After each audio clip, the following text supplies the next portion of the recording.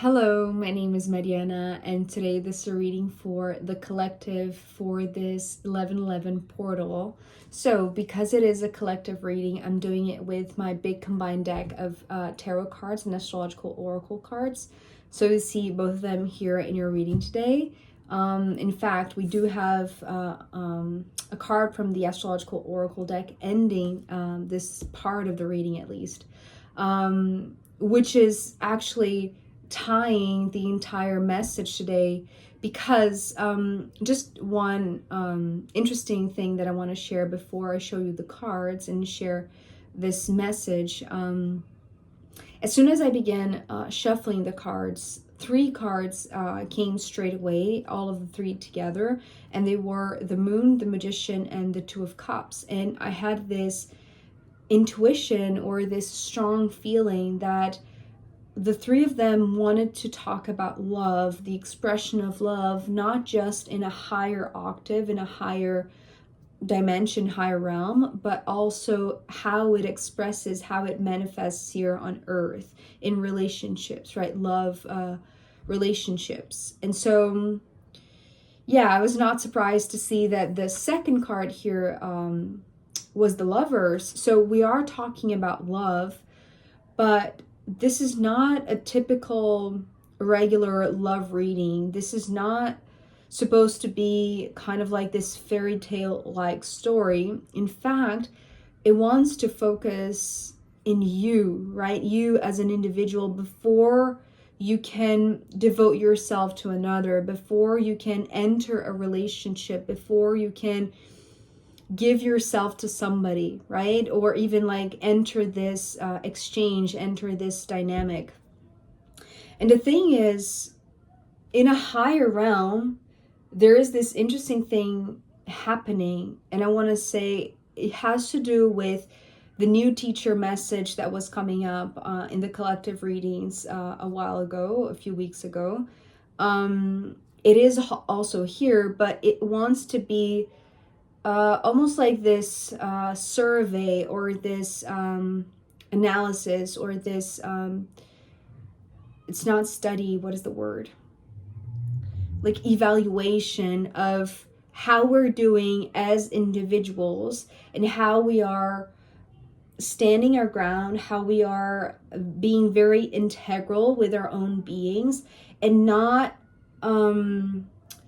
it's like not falling for old ancient bad habits or distortions or devilish type of mistakes, right? Because it is very close still. So it's almost like spirit, these higher entities, they are keeping a very close look on us. It's like they are paying attention to what we're doing, almost like to testify or to make sure that we are integral, that we are exactly where we need to be, even though temptation might be very big and might be surrounding us, right? And that's what's almost like the necessary step before looking to the other, observing how these relationships can work or how these love dynamics can actually manifest here on earth, because we're here showing up as a part of this collective. We're here showing up as the Page of Wands, and what I heard from this card was it's just the seed, right? It's like we're in this seed format yet still, maybe, but it's almost like having a deja vu, because I believe this card came through very recently and it was talking about the seed. I can't remember which reading it was, but it was one of the recent ones that I posted, and it's still here. So it's almost like it hasn't yet developed fully, right? Or at least in the speed that we would like to.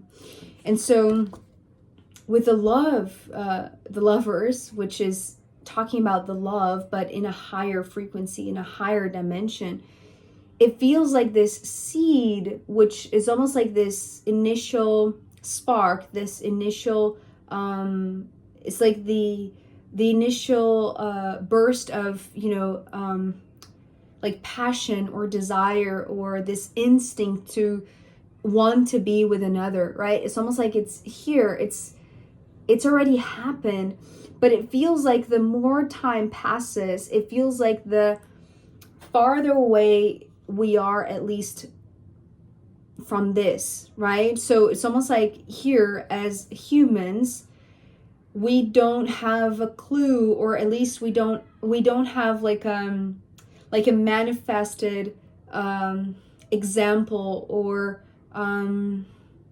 like reference of what a higher love, or what this high dimensional love is, right? In fact, it feels like it's, the more we are here, the longer we wait, perhaps, the longer we are just in this seed format. It's like the more it feels like love is just coming apart, right? It's like it's not coming closer, right? Because the seed is almost like this initial spark. You see what I mean? So there is almost like this this force that wants to separate us, right, from higher love somehow. And I want to say it has to do with this, right? So there is this path, challenging path, individual path with the Nine of Wands that is meant to be walked and traveled by each and every one of us. It's almost like there is no other way than to walk this path, right? Even though maybe in our hearts we feel like we are becoming more and more distant from higher love, right? It's almost like there is this detachment, in a sense, from these higher realms, or at least the possibility of feeling this higher frequency, this higher dimensional love, which I want to say it's not entirely true, because it's like, it's almost like that that hermetic principle, as above so below, right? So it's the same thing, it's mirrored, it's just the impression, maybe from our very young minds or ability to perceive, right? Thinking that we are lonely, that we have been abandoned, right, by these higher realms. But it's because there is purpose, I want to say, in walking this path alone. It's almost like that is necessary for our integrity, which is coming later on. But the card that is coming after this Nine of Wands is the Hierophant, which has become this new teacher card, right? It's like the emblem, the archetype of the new teacher that is just peeking through, what is the visible part, the known part of a teaching, right? It's almost like we have known, a specific teaching of, love, right? I'm thinking of, I'm not a religious person. I don't know much about religion, but the figure, the representative of the teacher that has been known, as an example of a higher frequency, of a higher love, what is coming through is like Jesus, right? Jesus has come to teach about love. This is the known teacher. This is the known teaching, right? It doesn't really have to have like a personality associated to it. It wants to focus on the teaching of the higher love, but it's almost like the more time passes, maybe other influences just make us feel like we are more and more far away from that higher love. And I want to say it's almost like there is some sort of unknown factor or unknown part of this teaching or this teacher, right? Be it Jesus, Buddha, however you want to see it, that it's like we don't know yet, right? But they know us, and that's where it flips, right? It's like until now, this new teacher, it was so mysterious. It was just focusing on the thing that has already been learned, and that was coming down, almost like this veil coming down in order to give way to the new teaching, right? But because it's like there is great value, right, in this seed, right, in the seed that each of us are. And I feel like they are paying close attention, even though maybe our perception is that we're more and more far away or detached from these higher realms, because we do feel like we have been abandoned, perhaps, right? Maybe some of us. And maybe it doesn't have to be like a constant feeling of loneliness. It can be just the fact that, from time to time, it's like, maybe we don't have the maturity or the wisdom yet to perceive the value in walking this path of flowers, right? Maybe that this card sometimes to me represents this path of flowers, but one needs to adjust the eyes to see that the seed is still underground, right? It's still beneath the earth. So all you're going to see, of course, is just, this barren landscape. It hasn't flourished. It hasn't bloomed yet, right? We haven't bloomed yet. But the teacher, right, it's almost like this other aspect of maybe a very well-known teacher. It's like it's still here. It's like it's paying attention. It's like their careful watch, right? It's like it's making sure that these seeds are planted, that we continue pursuing this path even though we only see mud, right? And this can be a very a very interesting path. The Five of Wands coming next, there might be an inner conflict. This is what I'm perceiving with this card. It's almost like we're fighting against ourselves. The moment that we, maybe behave in a very childish way, right? Because after all, we are showing up as the page. If we do behave in a way that is very petty, is very small-minded, or very just childish, right? Immature, it's the inner conflict. But once we see the value, right, of being the seed that is being planted now, and that every step of the way that we pursue, that we continue moving forward, it's like we're receiving helping hands, even though, or helping teachings, even though we don't. It's almost like it's still veiled, right? It's like there's still a part of this teacher that we don't know anything about, or there's still this it's like this period of evaluation. It's like unless we become very integral, right, and stop fighting against ourselves, because this is what it is, right? It has nothing to do with the other.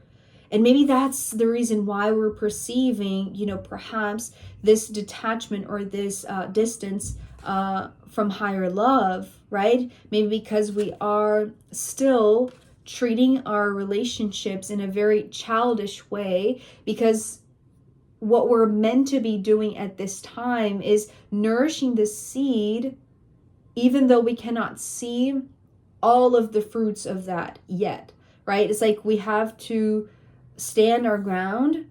It's almost like because the only minor arcana cards are from the wand suit. So there's a lot of fire, there's a lot of ignition, there's a lot of spark, there's a lot of instinctive, right? There's a lot of movement, dynamic movement, but it's all contained within self, within the individual, right? It's the individual path, and it's the individual here. So it's like unless we become sovereign, but it's almost like dealing with our human emotions, right? But the fiery emotions, so rage, anger, conflict, competition, whatever you feel like, just makes your blood boil, right? So they are paying attention in all of this to all. It's like every single thing that we do, right? Maybe not directed to another, but to ourselves, which, might be just a mirror, right? It's almost like maybe this is guidance also. It's like pay attention to how you treat others, because overall, right? At the end of the day, that is how you treat yourself. And, you know, just ask yourself, are you fighting against yourself? Are you in this inner conflict? Because they are evaluating, and they are evaluating because the devil is right beside us. And I want to say these are bad habits, or, you know, things that we already have the awareness that we don't like about ourselves, right? Maybe these very fiery emotions that sometimes just, you know, take over our journey, right? It's like, it's almost like everything we do, or everywhere we look, it's like it's filled with all that fire that feels like, you know, everything is very heavy, or very, you know, like the solitary burden, right? But that's because the devil is right here, right? It's like it's tempting the individual, right? So, and again, I don't know much about Jesus' story, but it's talking about the temptation, right? It's like, if you know anything about that, or even if you're curious, or if you are interested in that story, in, you know, Jesus's story. I was just, you know, it's interesting because I haven't received much of religious teachings when I was growing up, even now. But I just had like this past weekend, I had this desire, this it's almost like this spark, right? To start watching that TV show, The Chosen One. Is it The Chosen One? The Chosen, maybe. Anyways, but I feel like it is. I'm just starting, just on chapter 1, so still in the beginning.